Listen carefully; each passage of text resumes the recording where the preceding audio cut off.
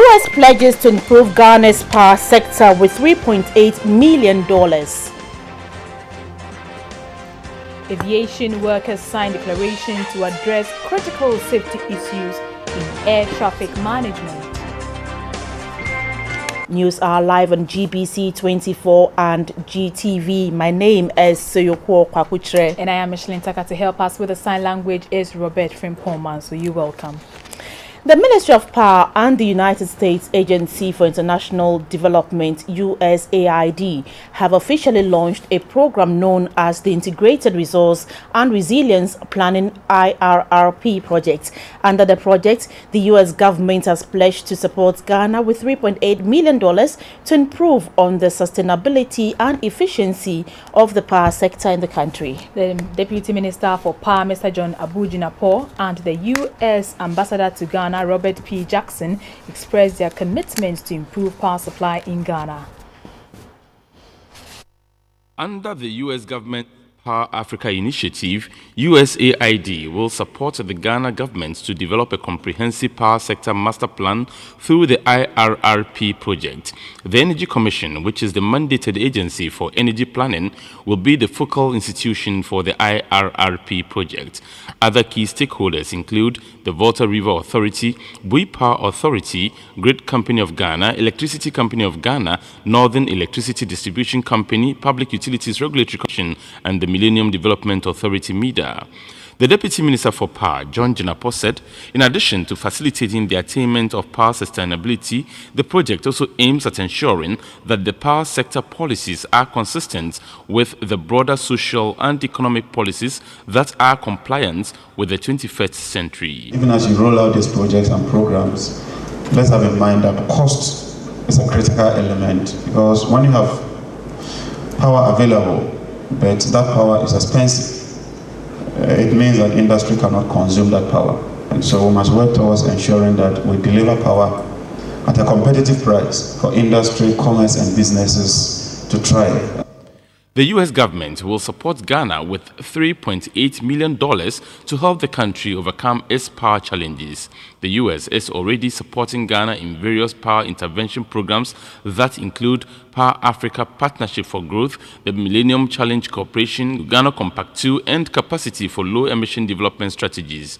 According to the U.S. Ambassador to Ghana, Robert Jackson, all these interventions are aimed at complementing the efforts of government of Ghana to overcome electricity generation challenges and also to ensure access in urban and rural communities throughout the country. The launch of this new project could not come at a better time. We're all familiar with the energy shortages that have plagued Ghana and the resulting doomsor. These blackouts hamper productivity, discourage private sector investment, and inhibit economic growth. The $3.8 million project, which is to be financed by the United States Agency for International Aid, USAID, will be implemented by an energy consultancy firm, ICF International, over the next 2 years. This would be done together with players in the energy sector, such as the Energy Commission, Volta River Authority, Bui Power Authority, Grid Company of Ghana, and the Public Utilities Regulatory Commission, among others. Abdulhai Mumin, GBC24. Accra. The African members of the Civil Air Navigation Services Organization Council have signed a declaration to address critical safety issues in air traffic management (ATM) across the continent. A 3-day conference underway in Accra will enable participants to standardize the element of the organizational safety management systems. This will enhance data analysis, safety risk management, and performance measurement, which are key to overall safety performance. The Civil Air Navigation Service Organization Council is the global voice of air traffic management (ATM). The ATM provides support for over 85% of world air traffic and allows members of council to share information and develop new policies to improve air navigation services both on the ground and in the air. According to Council, since the 1980s, most African states have separated their air navigation services from their regulations due to sector ministry reforms or change in funding structures by government of the day. The conference will, among other things, learn from the experiences of civil aviation authorities that have separated navigation services from regulations and those who have not. The Director General of Civil Air Navigation Service Organization, Jeff Pohl, said Africa has a poor safety record compared to other regions and is also slow in implementing previous declarations such as the Yamoussoukro Declaration. He said, however, that progress is being made as the overall aviation-related accidents have been halved since 2012. The latest economic report by ATAG, the Air Transport Action Group, calculates that air transport supports almost 7 million jobs in Africa and contributes over $70 billion in GDP. Africa is the second fastest growing region for international air traffic, and with traffic forecast to grow at over 5.4% per annum over the next 20 years. Now, this is all the good news, but the challenge is how air traffic management will manage this growth safely, efficiently, and cost-effectively. The acting Minister for Transport, Mr. Fifi Kwete, was optimistic the conference would bear fruit for Ghana's aviation sector. He urged Council to help improve the operational efficiency of their weaker members. The aviation subsector in this country, Ghana, has undergone tremendous growth in the last couple of years, both at the international level and at domestic level. This is a reflection of the stable political, social, and economic atmosphere and prudent policies of government. The government of Ghana recognizes aviation as a catalyst for economic growth and will continue to support the development of the aviation industry. The Director General of the Ghana Aviation Authority, Mr. Simon Alute, gave the assurance that Ghana would embrace and implement all directives and recommendations stipulated in the declaration. The conference will provide appropriate recommendations for greater cooperation and partnerships among ANSPs with the view of enhancing safety and efficiency in our service delivery. Countries participating in the conference include Ghana, Nigeria, Kenya, Zambia, and Tanzania. Micheline Tucker, GBC24, Accra. At this year's annual general meeting of the Ghana Bar Association, members of the bar are considering the critical role they will play in sustaining peace and the rule of law throughout the election period and beyond. The 5-day program is underway at Adan in the Greater Accra region. Annual General Meeting of the Ghana Bar Association is a special event on the legal profession calendar where legal luminaries gather to take stock of the previous year and strategize ahead. The occasion offers members the opportunity to interact, network, and share ideas on their profession. The role of the legal profession in sustaining peaceful election before, during, and after cannot be overemphasized.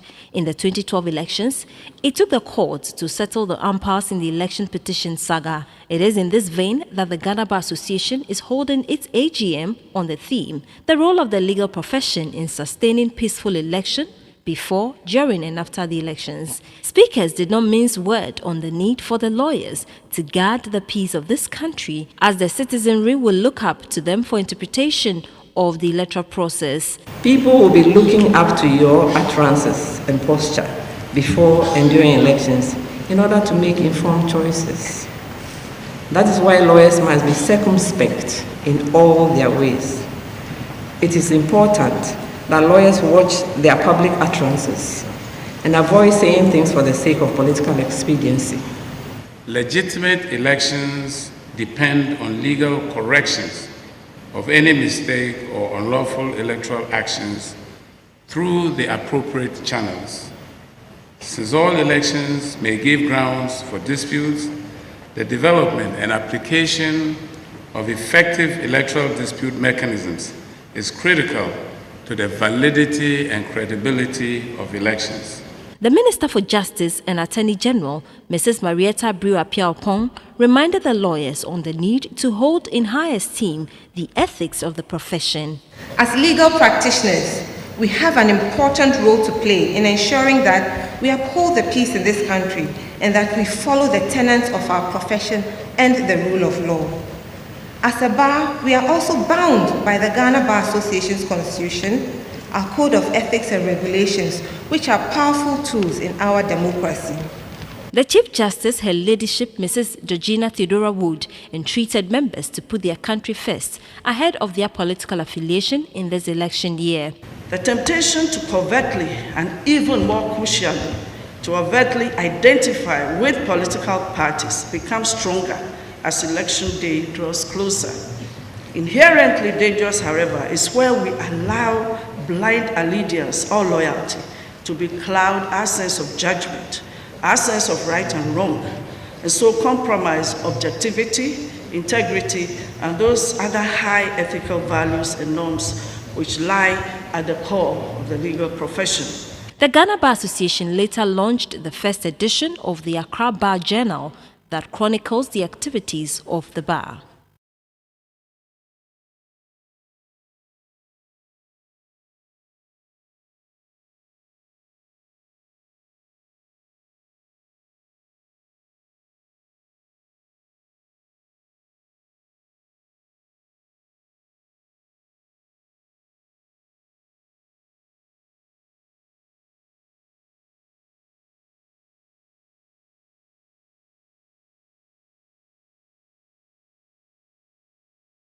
You're welcome back. The New Patriotic Party NPP says the NDC-led administration is yet to deliver on any of the promises it made to Ghanaians since 2012.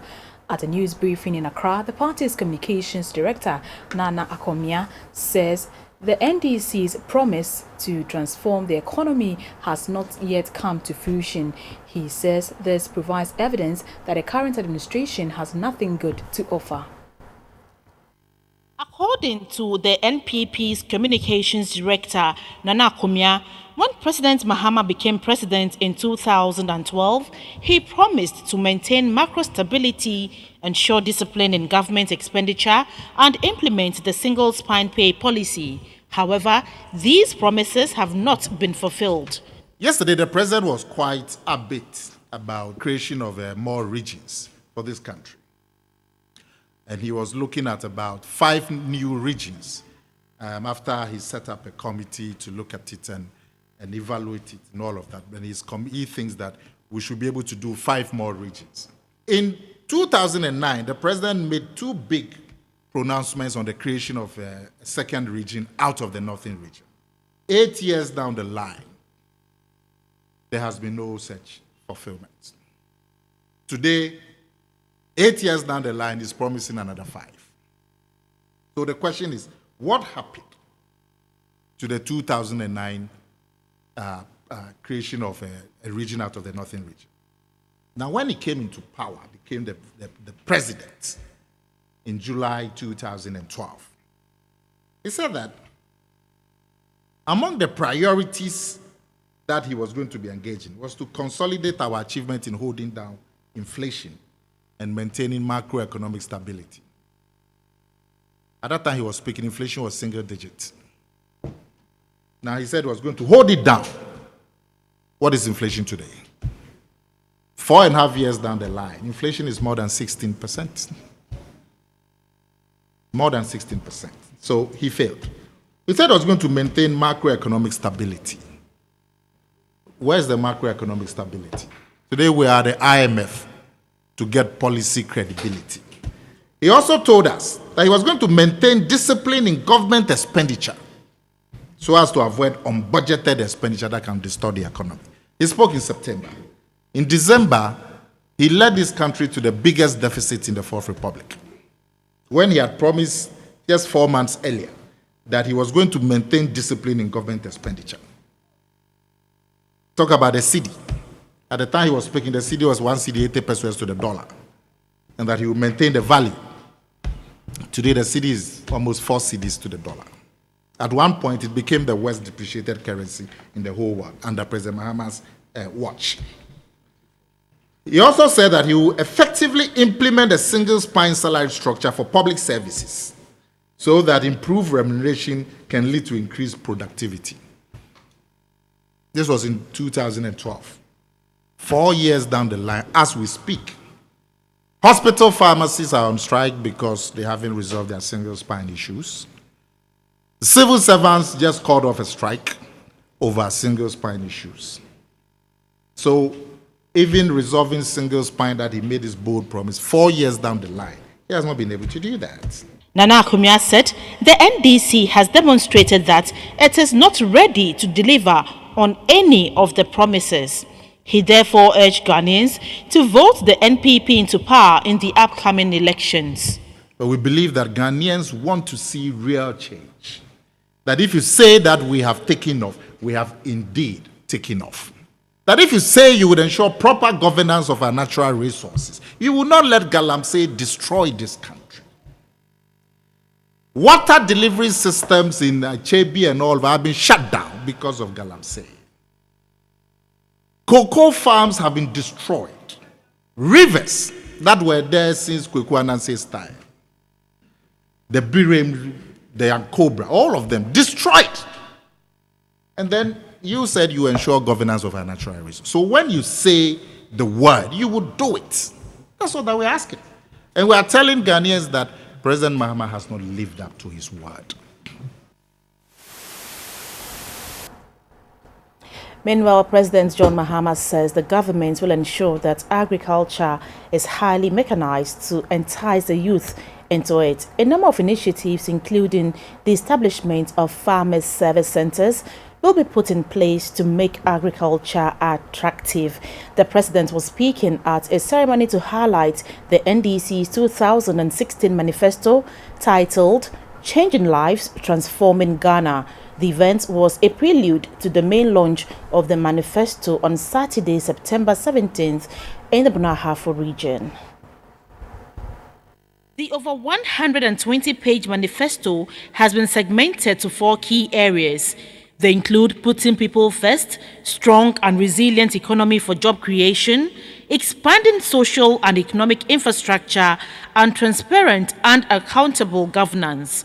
President Mahama said the farmers' service centers will provide seedlings and loans to farmers to help them in their farming.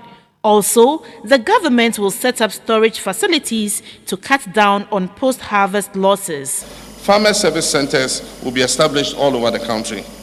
The first 50 of these are ready to take off, and they're taking off in collaboration with SADA. Service centers would register all farmers in their catchment area. It is expected that every district will have one center. Depending on the number of farmers, they would have that requisite number of tractors. But the minimum number of tractors each service center will have is 10. And all the tractors will come with all accessories, threshers, harvesters, and everything. And then when the farmers harvest, there's a buyback scheme. The service center can buy back all their produce and deduct the cost of inputs that they gave them. And it will also create a microcredit scheme for farmers. He said Ghana would be entering into the era of energy security. I cut the sod for the start of work on the Sankofa field, ENI, and that is expected to give us another 150 million standard cubic feet of gas. And so ENI and Jubilee and 10 combined will give us about 300 million standard cubic feet of gas. And then 300 million standard cubic feet of gas can produce about 2,000 megawatts of additional power. And so it means that we would be getting much more power than Ghana needs. President Mahama also spoke on water supply. He said the government will ensure that from 2017, every school and hospital in the country has access to clean drinking water. We have the Sawam Water Project, the 5 district water project, Akimoda, Akwetia, Wilimba Water Project, Konongu, Kumewu, Kwewu, Wa Water Project, North Tongu Water Project, Nabrongo Water Project, Boku Water Project, and many small town water systems across all the 10 regions of Ghana. But we'll continue with the water supply projects. And those that have been targeted are Yendi Water Supply Expansion Project, Damango Water Supply Expansion Project, Saboba Water Supply Expansion Project. Ghana is said to have the best road network in West Africa, as the government would see to the dualization of all major highways, starting with that of Accra-Kumasi and filling the gaps with those that do not have dual carriageways. We will also start the Accra-Cape Coast Takoradi dualization project, so that we have a dual carriage from Accra to Takoradi. These are the two roads that are heaviest used. And so we'll do Accra-Kumasi, we'll do Accra-Takoradi, and then as part of the West African Highway, we will do Aflao to Accra. President Mahama announced that his government will elect MMDAs and pay assemblymen as recommended by the Constitutional Review Committee. President Mahama also made a case for Ghanaians to give him a second term. The journey so far has been worth the effort. We've been confronted with challenges but have achieved major success. With the blessings of the Almighty God and the support of the people of Ghana, I'm confident that my second and final term in office would move Ghana even closer towards the era of prosperity and security. The launch of highlights of the manifesto at the State Banquet Hall drew a number of party and government functionaries.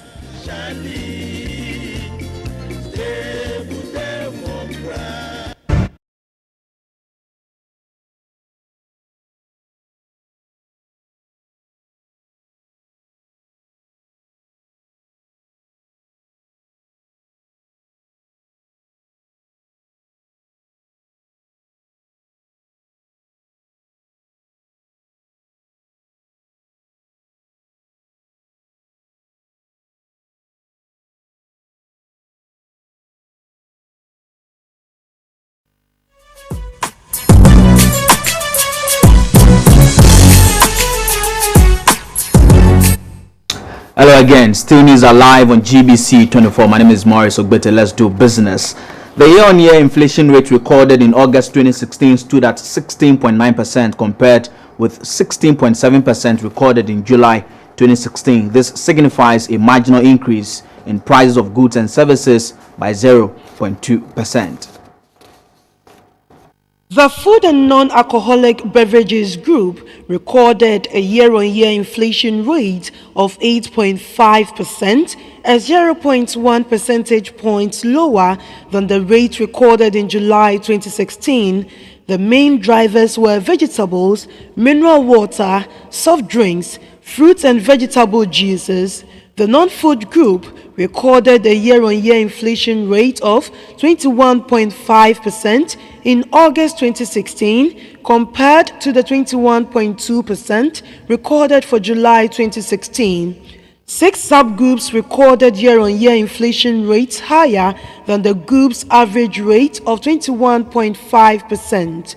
Education recorded the highest inflation rate of 34.1%, followed by housing, water, electricity, gas and other fuels with 28.1%. Transport recorded 27.4%, recreation and culture with 27.2%, clothing and footwear recorded 22.8%, and furnishings, household equipment and routine maintenance had 22.0%. In August 2016, the year-on-year inflation rate for imported items of 17.3% was 0.6 percentage point higher than that of locally produced items, which had an inflation rate of 16.7%. With respect to the food inflation rate, we saw that the Ashanti region recorded the highest rate of 10.1%. And here we have 8 food subgroups which recorded inflation rates higher than the regional average of 10.1%. According to the government statistician, Dr. Philomena Nyako, Greater Accra region recorded the highest year-on-year inflation rate of 20.1%, followed by the Ashanti region with 18.5%. Upper East region recorded the lowest with 11.8%. Beatrice Senaju, GBC24, Accra. And so inflation is up again after it went down in July. The head of the Moroccan Public-Private Partnership, Said Moualin, has described as significant the US and China's ratification of the COP21 Paris Agreement on climate change. The two economic giants ratified the pact after years of reluctance. Mr. Moualin says their ratification puts pressure on other big polluters to ratify the deal. US and China emit 40% of the world's carbons. At this point, to go over to the interbank market and get latest figures of how the local currency is performing.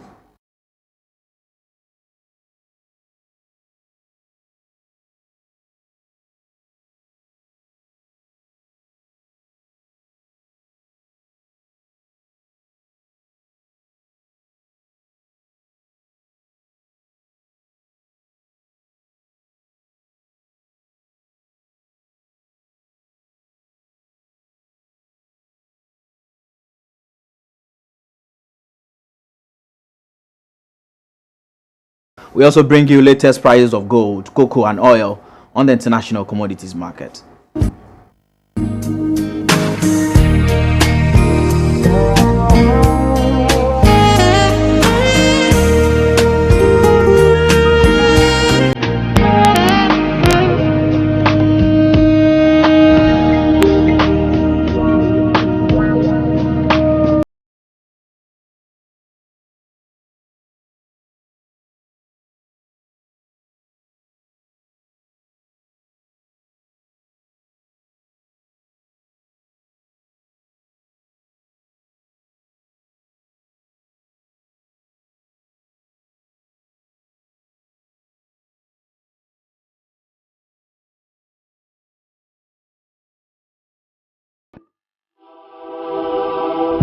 Well, good evening. It's time to do some health news brought to you by FPAC. My name is Evans Echampon. The National Health Insurance Authority is appealing to subscribers to properly maintain their cards and keep them from being defaced or destroyed. As at August this year, the NHIA had already issued in excess of over 2.6 million cards budgeted for this year. This situation, according to its Chief Executive Officer, Mr. Nathaniel Otu, does not only take away the stock but pose huge financial costs to the authority. A report by Sarah Ofori.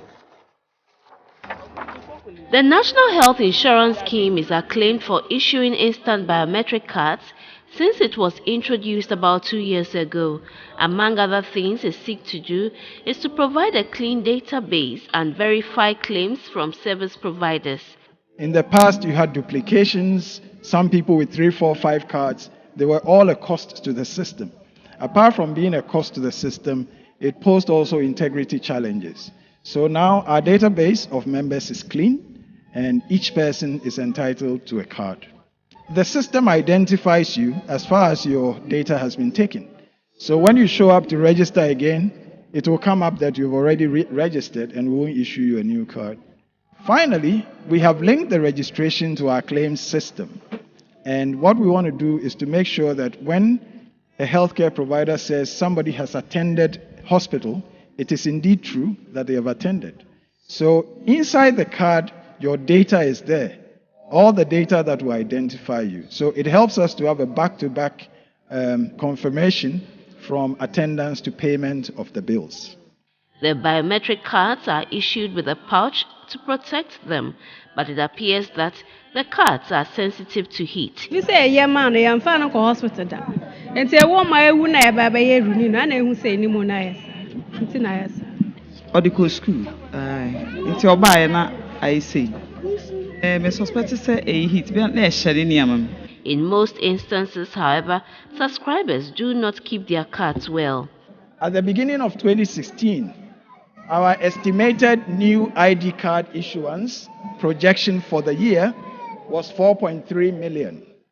At the end of August, we had issued close to 6.4 million ID cards, which is way in excess of what we plan to do.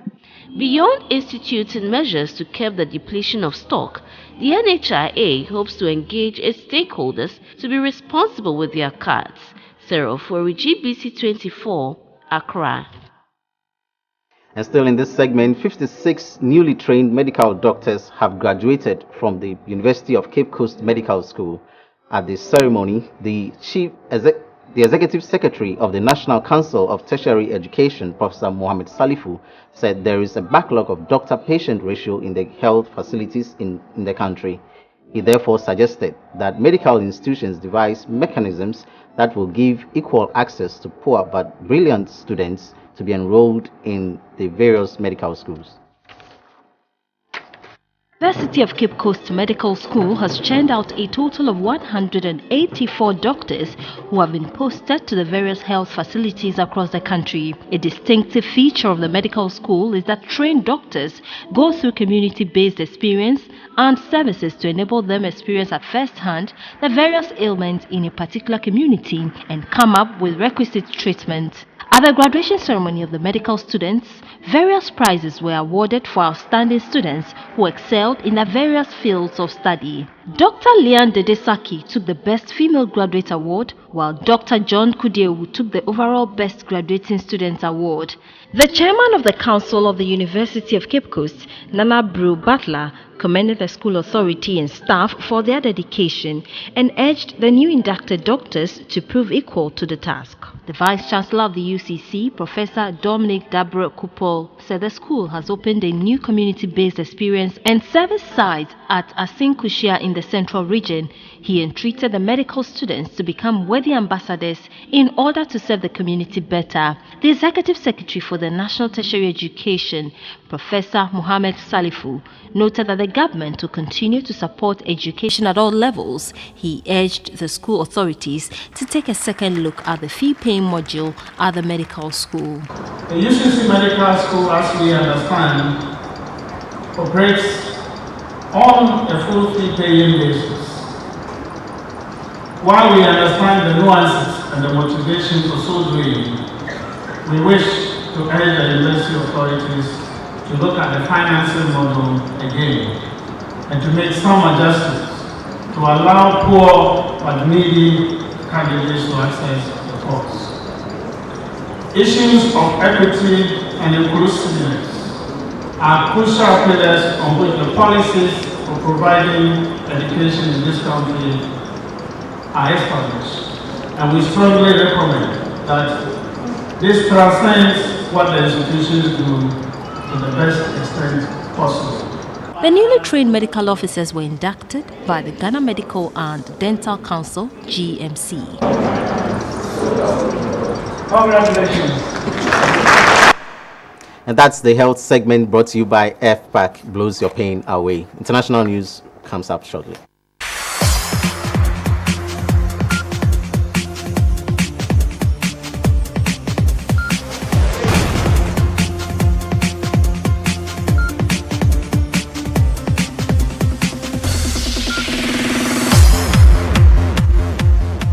Good evening. Let's update ourselves from happenings in the world of sports to the Ghana Premier League, where the penultimate stage of the Ghana Premier League produced 24 goals. And here are the results. At the Obuasi Lenkley Stadium, Ash Gold 5, Kumasi Asante Kotoko 3. At Cape Coast, Dwarfs 5, New Edubiasi 1. At the Accra Sports Stadium, Hearts of Oak 0, Mediama SC 1. At Tema, Inter Allies 1, Liberty Professionals 0. At Techiman City 2, Hazakes 2. At Wow Stars 2, Ediana Stars 1. So Gagofe Wafa 1, Brekum Chelsea 0. And at Bichim and Dreams FC share the scores 1-1. President John Mahama has promised to build 5 new stadia if he wins the upcoming elections. The president revealed this during his party's manifesto launch in Accra. The Azuma Nelson Sports Complex in Accra to serve as a sports and recreational center for young people. Those of you who know it is the former Kaneshi Sports Complex. We're going to refurbish it into a new modern sports complex. We will build new sports stadia in the Upper West, Upper East, Volta, Eastern, and Brong-Ahafo regions. The remaining regions that do not have sports stadia will each receive Upper West, Upper East, Volta region, Eastern, and Brong-Ahafo region will be provided with new sports stadia. In every region, one of the new community day senior high schools, the 200 community day senior high schools, one of them in every region, will be selected and will be fitted and developed into a center of excellence in sports. It will be a secondary school, but all the young people who show excellence in sports will be brought to that secondary school. And so there'll be 10 of them in each region. They'll compete in athletics and all the sports against each other, and we'll draw the young talent from there to feed the national teams. A new football arena has been inaugurated at Pantan Village in Accra. This facility is for a Division 2 side Vision Explorers Soccer Academy. Wow. A newly established football arena for a Division 2 side at the Pantan Village in Accra, Vision Explorers Soccer Academy, has been commissioned by the Youth and Sport Minister Neelante Vanderpoy. The 3,000 capacity stadium built by Vision Explorers Soccer Academy and the field constructed by Greengrass Technology. A friendly between Vision Explorers Academy in the Blues jersey and Accra Heart of Oak team Aurores was used to officially open the facility. The Youth and Sports Minister Neelante Vanderpoy did the official kickoff. Okay, let's go.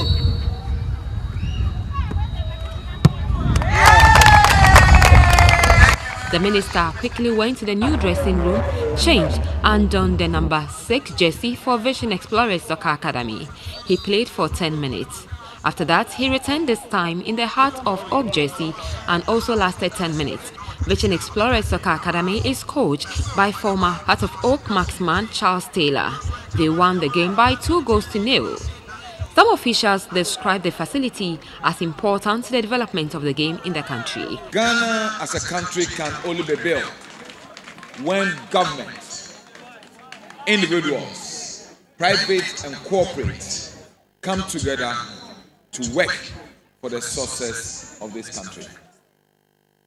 And I'm happy that no team than Accra House of Oak are coming to play here. They have been in existence for over 100 years.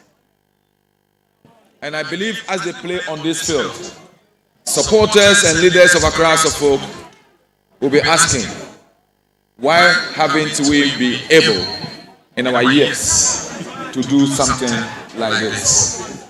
From today, they should see this as a challenge and get themselves together and be able within the next 1 or 2 years also have something small like this that they can call their own.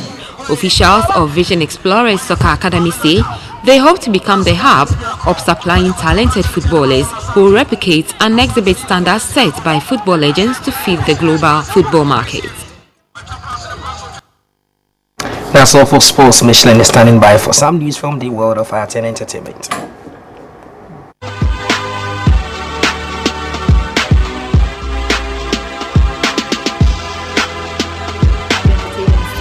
Stockings and leggings, also known as hose, is a closed-fitting elastic garment that is worn up to the waist.